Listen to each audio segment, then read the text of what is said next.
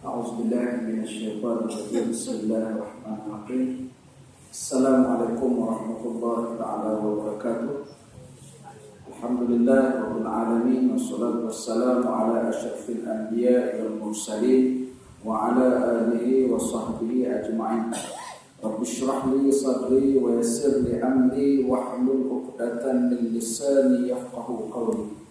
La haula wa la quwwata illa billahil 'aliyyil 'azim. Alhamdulillah, yang saya hormati Tuan Imam, barisan Tuan Kuasa Surau, muslimin dan muslimat yang dirahmati Allah sekalian. Alhamdulillah, kita memanjatkan syukur kita kepada Allah Subhanahu wa taala kerana dengan keizinan dan limpah kurnianya dapat sama-sama kita menunaikan solat fardu maghrib secara berjemaah. Alhamdulillah, kita juga memanjatkan syukur kita kepada Allah Subhanahu wa taala kerana dengan keizinan dan limpah kurnia Allah Subhanahu wa taala kita dapat berada dalam majlis ilmu pada malam ini dalam tempoh masa yang singkat ini sebelum kita menanti, sementara kita menanti untuk menunaikan solat fardu isya. Alhamdulillah, mudah-mudahan dengan keberadaan kita dalam masa yang singkat pada malam ini adanya rahmat daripada Allah Subhanahu wa taala, adanya keberkatan daripada Allah Subhanahu wa taala, dan mudah-mudahan kita akan terus-menerus mencintai dan mengasihi Allah Subhanahu wa taala. Jadi dalam kesempatan pada petang ini, Abang dan keluarga saya petang tadi meminta untuk bersama-sama dengan tuan dan puan diminta untuk ujung minggu ni, tapi saya tak tahu sama ujung minggu ni ada urusan di Indonesia. Jadi insyaAllah pada malam ini saya akan peruntukkanlah sedikit masa pada malam ini insyaAllah untuk sama-sama kita merenung dan menghayati agama Allah Subhanahu wa taala. Jadi apa saya nak bawa pada malam ini adalah sedikit peringatan untuk diri saya sendiri dan juga kepada kita semua tentang hakikat kehidupan kita di akhir-akhir zaman ni. Dia ada satu penyakit yang dihadapi oleh umat akhir zaman. Umat akhir zaman ini Nabi menyatakan bahawa dalam diri umat akhir zaman ini dia ada satu penyakit. Kita semua ni kita duduk di akhir zaman lah. Bukan awal zaman. Mana di akhir di fasa terakhir dunia ni. Kita tak tahu berapa lama lagi kiamat itu akan muncul. Mungkin 5 tahun, mungkin 10 tahun, mungkin 50 tahun. Sempat tahun 2020 kita tidak tahu. Mungkin sempat, mungkin tak sempat. Orang putih mereka suka buat andaian, mereka suka buat prediction. Dulu mereka predik kata 2012 akan berlaku kiamat. Sampai mereka buat macam-macam filem 2012. Semua orang Islam seluruh dunia tengok gaya-gaya mereka. Tak kenal juga. Lepas tu 2013, 2014, 2015 tahun lepas pun mereka ada juga buat prediction. Membuat, dia panggil apa? Predik. Mereka menjangkakan, membuat jangkaan, membuat jangkaan bahawa 2015 pun kemungkinan akan berlaku satu peristiwa besar yang akan menyebabkan kehancuran. Tapi tidak juga berlaku. Tak tahu akan datang apa lagi prediction yang mereka bakal buat.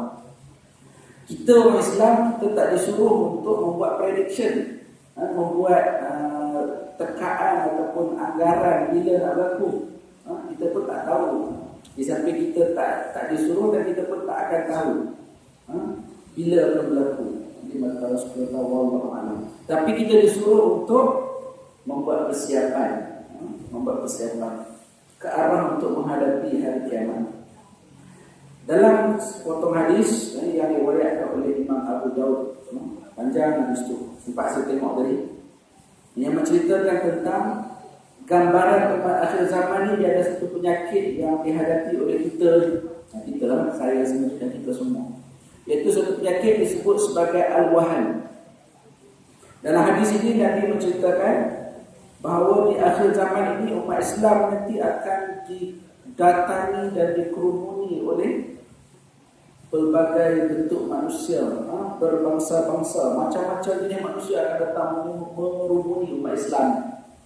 Dia umpama manusia datang kerumun satu makanan yang ada dalam talam, duduk dalam rumah.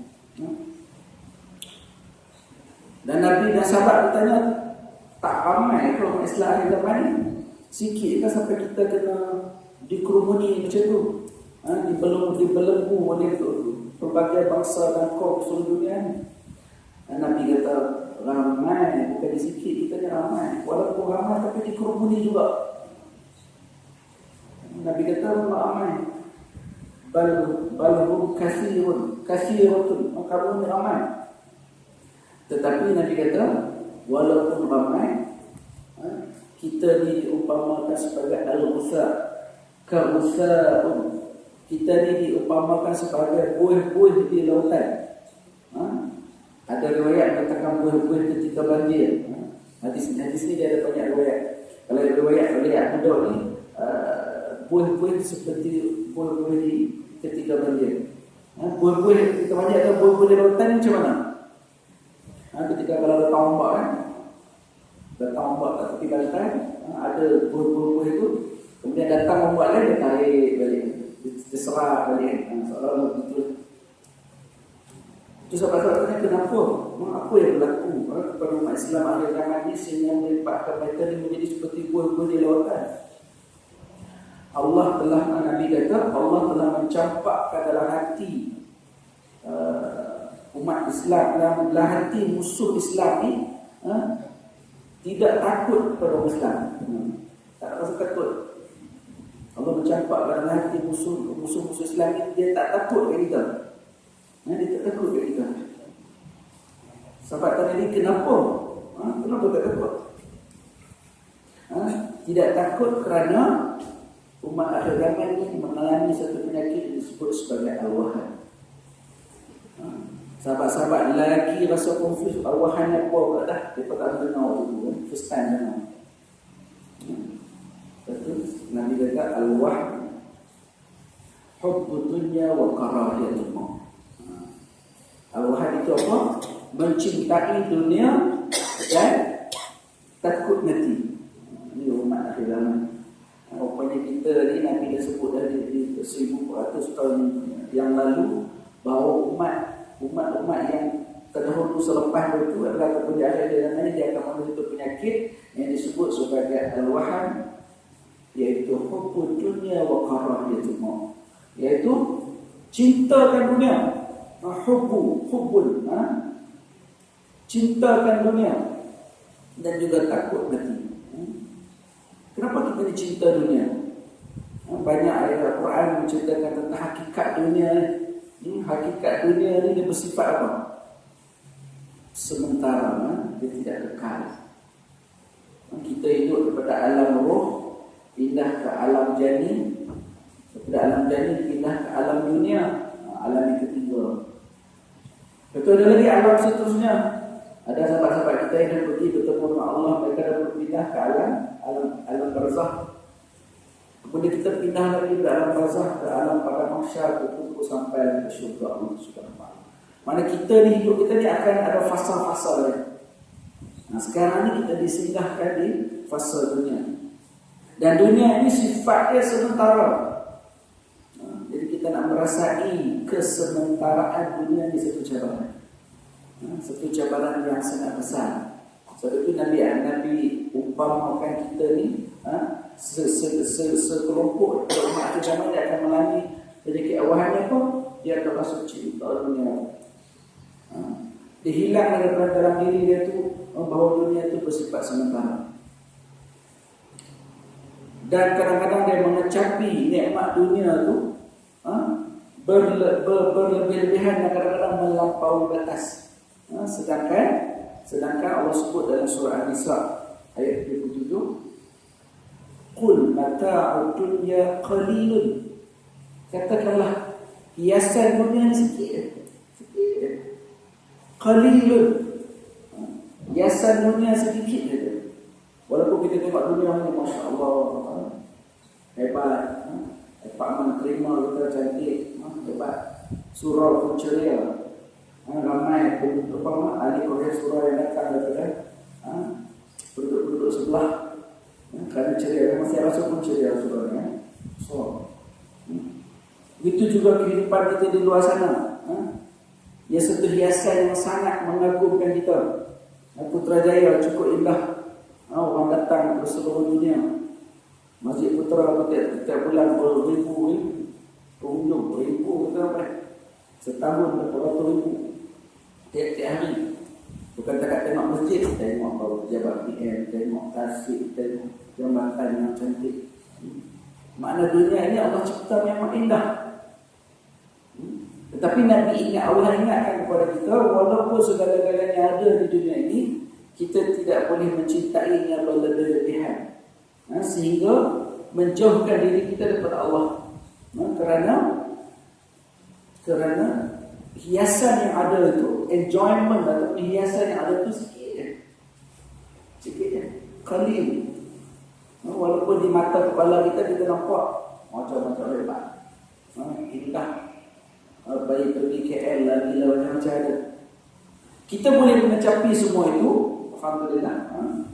Tetapi jangan kita mengecapi dalam keadaan kita jauh diri kita daripada Allah.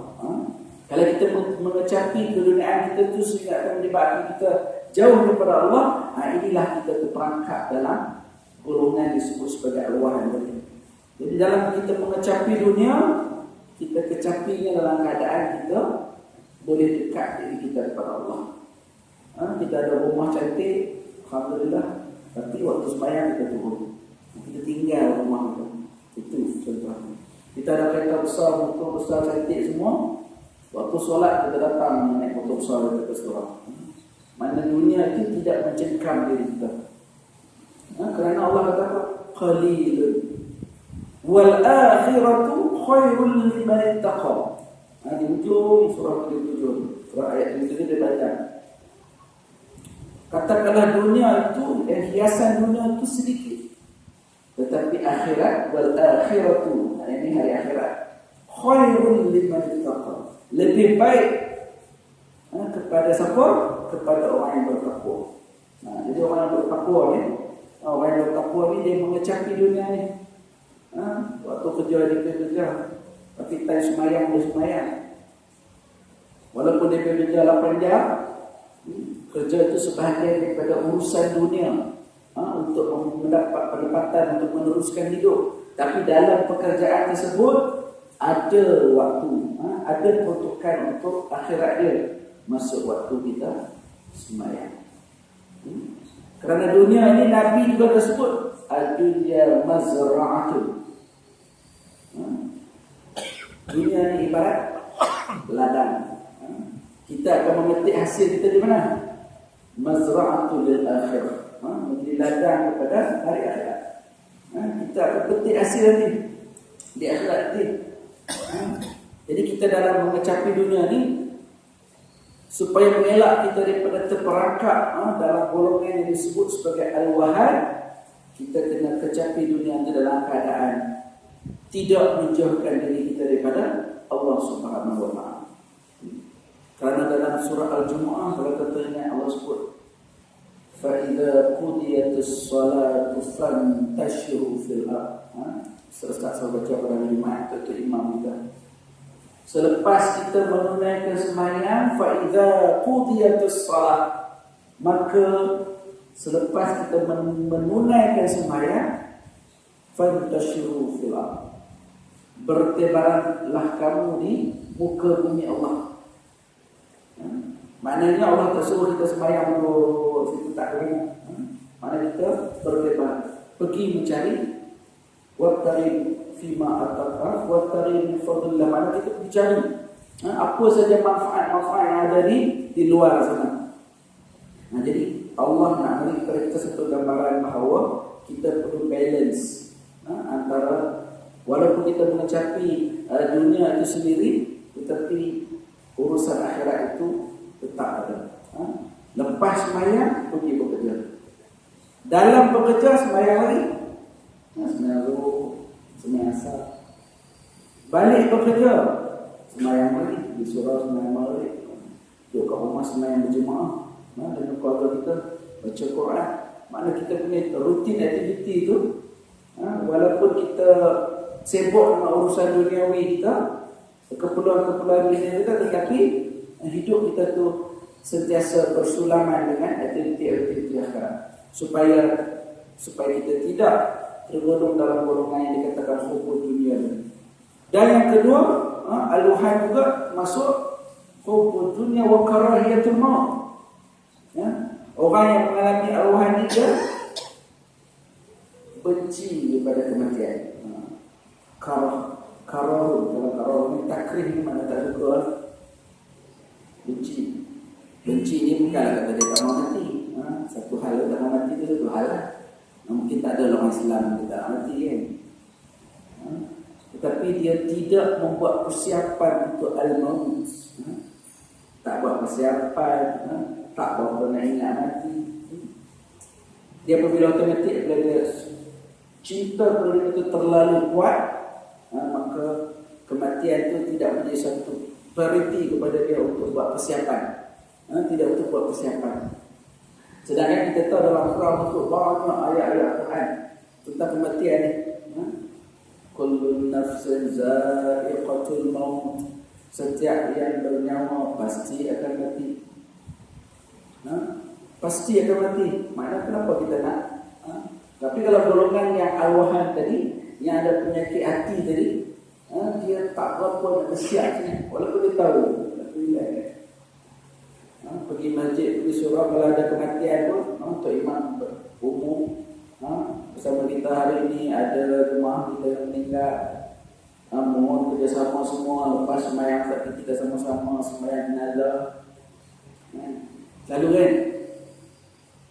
Saya selalu pun tengok, mesti ada lepas sembahyang tu yang bangun jalan pun ada dia boleh.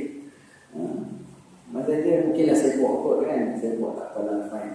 Tapi sepatutnya bagi saya, kalau itu yang permintaannya, kita penuhilah. Bukan yang lama pun. Ada 10 minit sebenarnya lah. Tak sampai, kadang-kadang tak sampai. Tapi ada juga ada habis sebenarnya waktu tu, ramai juga bangun. Tak peduli pun untuk menyembahyangkan jenazah tersebut. Sedangkan kematian ini adalah merupakan satu muhasabah yang sangat baik. Paling mudah nak dekat itu kepada Allah dengan hati. Sebab itu kita belajar kematian, tak kira lah kenal atau tak kenal, bukan saudara kita pun, orang biasa orang tak kenal langsung pun, ambil peluang. Tapi masjid tengok ada kematian, alhamdulillah, peluang aku nak ingat Allah, tak apa aku nak sembahyang. Kalau boleh ikut sekali pergi kubur. Kalau kita pergi Mekah kan, setiap waktu orang meninggal. Lepas di Mekah, betul lagi di Mekah. Setiap waktu, bayangkan. Saya pergi buat umrah dah 2 kali. Saya tengok menjadi Allah berkata kita peluang. Setiap waktu. Zuhur ke asar ke maghrib ke subuh pada meninggal. Setiap waktu. As-salatu ala al-mayyit. As-salatu ala al-amwat. Itu semua ada maksud. Kalau ramai kita ala al-amwat, mana mayat yang banyak. Kadang-kadang kita mayat seorang yang mayat perempuan, seorang mayat lelaki. Kadang-kadang kita ada mayat kanak-kanak. Mana setiap masa penduduk Mekah tu ada punya mana ramai. Jadi kalau pergi ke Mekah kita ada peluang. Kita semuanya. Jadi kalau kat sini pun sama. Kalau kita jumpa ada peluang pergi singgah mana ada kematian, kita semuanya biasa. Kalau ada masa kita ikut ke kuburan. Ikut ke kuburan ni lagi satu muhasabah yang cukup baik. Tengok jenazah dimasukkan. Dan kita bayangkan kalaulah aku dimasukkan pada ketika ini. Saya selalu terbayang kalau aku dah masuk pada ketika ini, Allah, apalah amalan yang ada. Terlalu sedikit kalau rasa berbanding yang keselamahan, kesilapan kita hidup cukup banyak. So benar kita nak minta ampun kepada Allah. Dan lepas kita ke bumi ke orang, kita baca talqin. Kalau kita ada selama kita baca talqin, itu bukan untuk dia tu sangat, tapi untuk ingatkan kita yang hidup, tazkirah untuk kita, supaya kita ingat buat persiapan kepada Allah Subhanahu Wa Taala. Sebab itulah saya dalam hidup saya 2 kali saya ada pengalaman. Satu kematian anak sendiri, anak saya lahir 3 hari meninggal, kemudian di usia 20. Jadi kita dapat rasa sendiri lah, anak saya meninggal, simpan dia, tangan kita sendiri masukkan ke dalam lahat. Waktu itu kita bayangkan Allah dengan diri kita. Dan tahun lepas abang sulung saya, kami 3 beradik. Abang sulung saya pun sama nak meninggal terlibat saya. Waktu saya balik kulit, sihat walafiat, tak ada apa, tak pernah masuk hospital, tak ada apa. Jatuh terus juga, mudah, umur 52 tahun. Daripada tu kita fikir apa Allah boleh ambil macam tu sekelip mata. Jadi kita renungkan diri kita supaya kita membuat persiapan. Kita tak nak terperangkap dalam yang disebut sebagai orang yang berpenyakit awan. Sebab dalam Al-Quran Allah sudah ingatkan begitu banyak tentang ayat-ayat ini yang berkaitan dengan kematian. Kullu nafsin za'iqatul maut. Setiap yang bernyawa pasti akan menghadapi kematian. Dalam ayat yang lain juga Allah menyebut fa idza jaa ajaluhum la yastakhiruna sa'atan wa la yastaqdimun. Apabila datangnya ajal kepada kamu, la yastakhirun, tidak akan dilewatkan ataupun dipercepatkan. Lewat tak cepat tak, walaupun 1 second. La yastakhirun as-sa'ah, 1 second, sedetik. Wala yastaqdimun, sedetik, lambat pun tak, sedetik, cepat pun tak. Mana Allah dah sebut. Berartinya begitu hampir kita dengan kematian. Cuma kita tak diberitahu bila. Kalau orang beritahu bila tu senang kita setan. Kita tak diberitahu. Allah memang tak beritahu.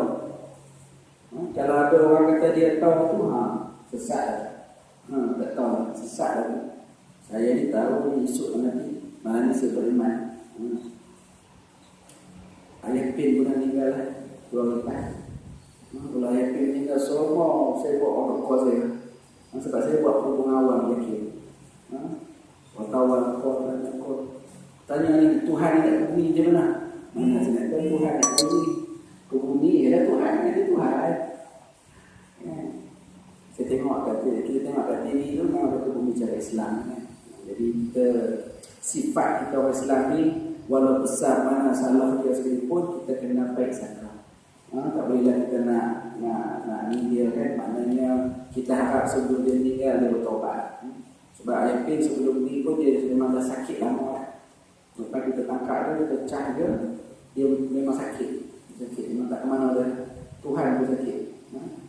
Lepas sebelum kita tangkap dia, itu adalah usaha-usaha perundangan, itu dia sakit. Jadi sakit itu Tuhan yang meninggal. Dan dia dikunikan sebelah tubuh isteri dia. Jadinya kita nak menghayati benda ni. Kematian ni suatu benda yang sangat-sangat baik untuk kita, sebagai satu tazkirah yang cukup baik untuk kita mengingati Allah Subhanahu Wa Taala. Jadi apabila Allah dah catat kepada kita tu, dia tidak akan berubah walaupun satu saat. Kalau time tu Allah tulis sampai yang masa dia di rumah lah. Kalau Allah tulis sampai masa dia tu time driving, memandu, accident lagi baru ni kita buat program roda mania saya maaf duduk saya tak betul 30,000 lepas betul saya. Allah izin dengan takdir Allah sebab beberapa orang balik daripada Putrajaya tu ke Johor accident, mati beberapa orang. Macam-macam orang viral dekat WhatsApp.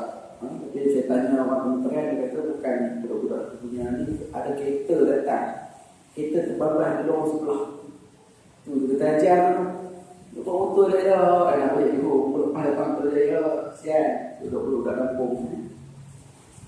Kata ada kereta di lorong sebelah terbabas, bangga mereka.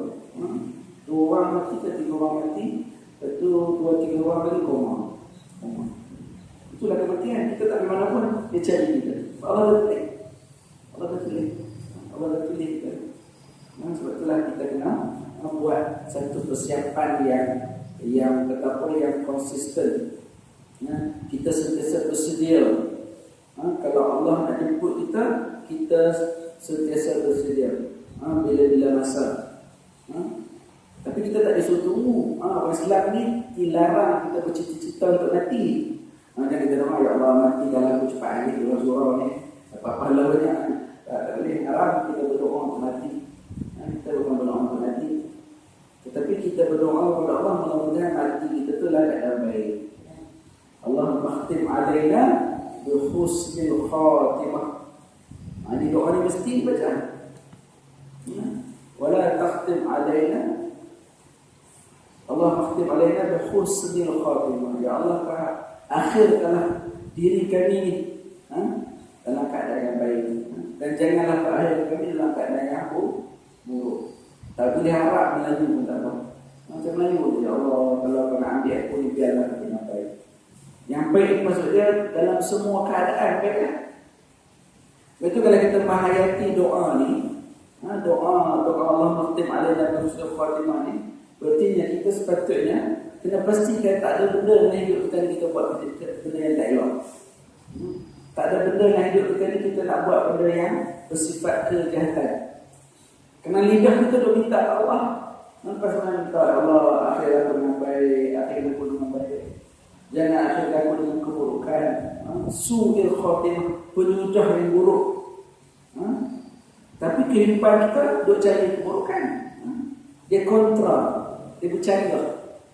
Bercanda dengan doa yang kita buat. Kita doa Allah, tidak baik. Kita takut waktu kita buat keburukan itu, waktu itu Allah jemput kita. Dalam keadaan 10 kebaikan kita buat sehari, satu dia keburukan. Masa satu tu dia cabut nyawa kita. Allah Akbar. Kita buat 10 kebaikan, tapi nak tempoh yang satu tu Allah cabut nyawa kita. Ini satu benda yang sangat menakutkan kita. Sangat menakutkan kita. Sebab itulah muhasabah ataupun pendekatan menghadapi kematian ini suatu yang lama. Ulama-ulama pondok itu pernah buat. Ada pondok-pondok yang buat menghayati kematian. Karena kematian itu suatu muhasabah diri yang terbaik. Iaitu kita nak berpindah ke alam yang seterusnya dari hidup kita. Dan di masa yang sama, walaupun kita membuat persiapan untuk menghayati alam yang seterusnya dalam hidup kita ni, dunia kita lalui dengan baik. Balance. Macam Quran tadi lah, surah Al-Quran. Fa idza qudiyatus shalah fantashiru fil ardh. Mana solat ku Allah suruh, mengecapi keduniaan ku Allah suruh. Jadi mesti balance. Dia mesti balance, maknanya keperluan dunia yang kita buat, keperluan akhirat kita.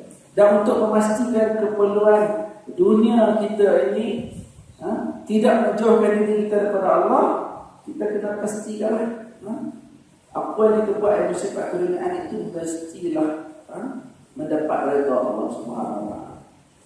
Kita bekerja dapat keredaan Allah, kita berniaga dapat keredaan Allah, aktiviti kita selepas pencen pun mendapat keredaan Allah, aktiviti kita di hujung minggu mendapat keredaan Allah, aktiviti kita di malam hari mendapat keredaan Allah, aktiviti kita, hobi-hobi kita, hobi nak bersikap, hobi memancing, hobi main macam-macam hobi kan. Saya seronok tengok orang yang ada hobi ni. Terutamanya sekarang ni kat betul dia orang suka berbasikal. Alhamdulillah.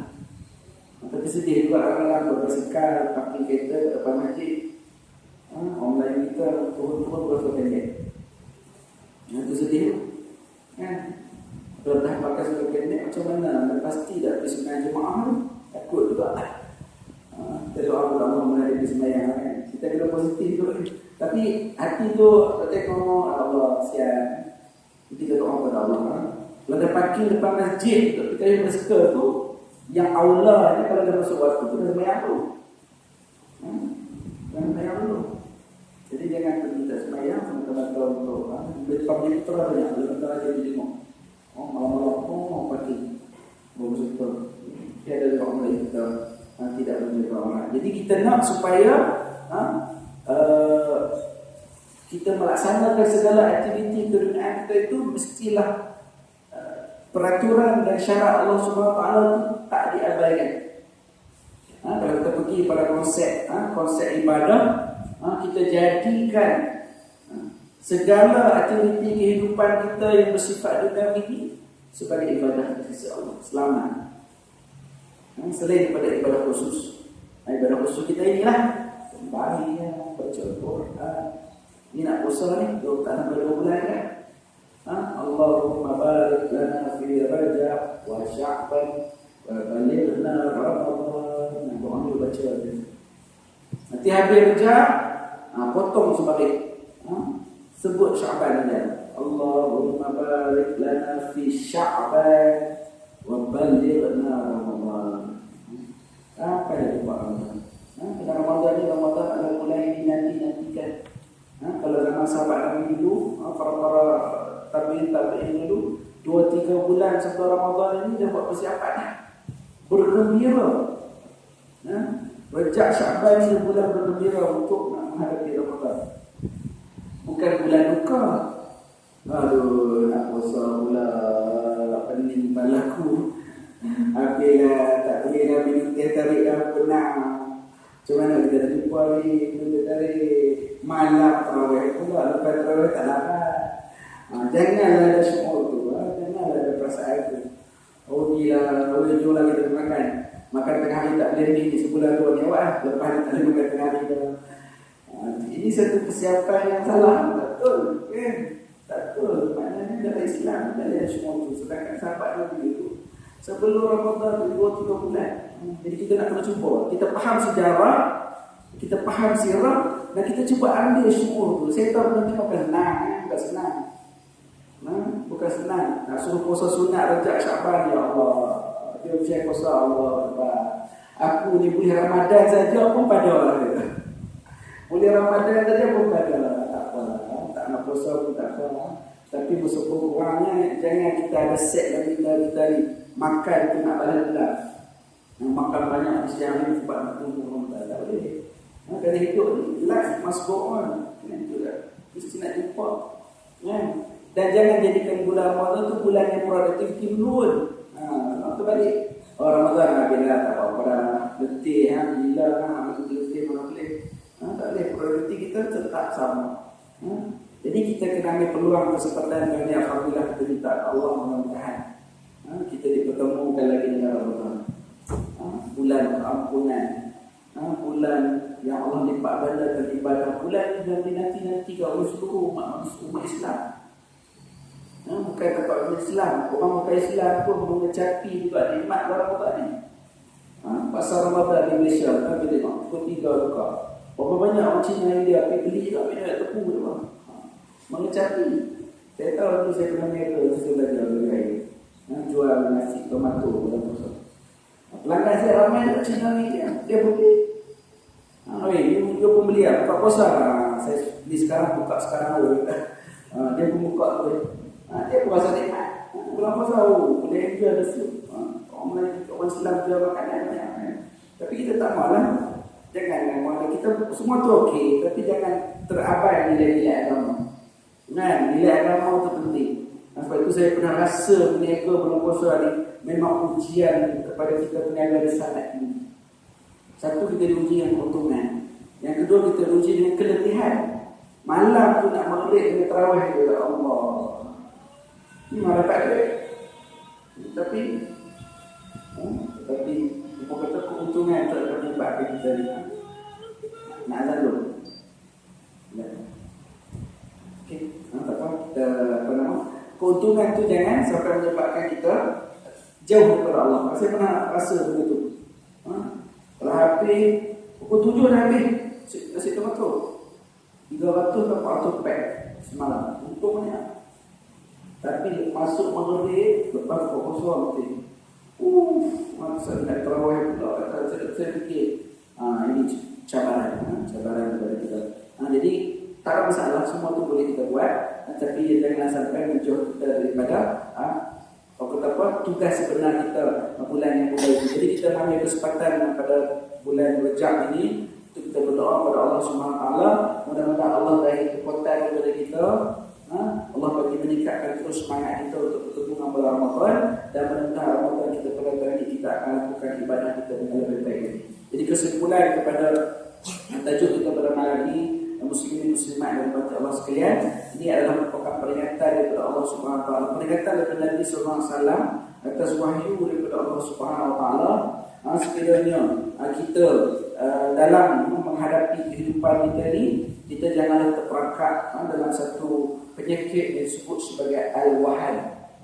Penyakit al-wahan, iaitu disebut oleh Nabi SAW sebagai hubbud dunya wa karahiyatul maut. Jadi kita kena jauhkan diri kita daripada penyakit ini, dan mudah-mudahan kita terus kekal beriman dan bertakwa kepada Allah Subhanahu Wa Taala, dan akhirnya kita mengecapi keduniaan kita, tetapi di masa yang sama akhirat kita tidak terabaikan. Dalam kita dalam mengejar akhirat, dunia juga kita sempurnakan kewajipannya. Sebab itu salah satu dari doa yang kita selalu baca selepas sembahyang, Rabbana atina fid dunya hasanah wa fil akhirati hasanah wa qina adzabannar. Doa ini cukup perfect.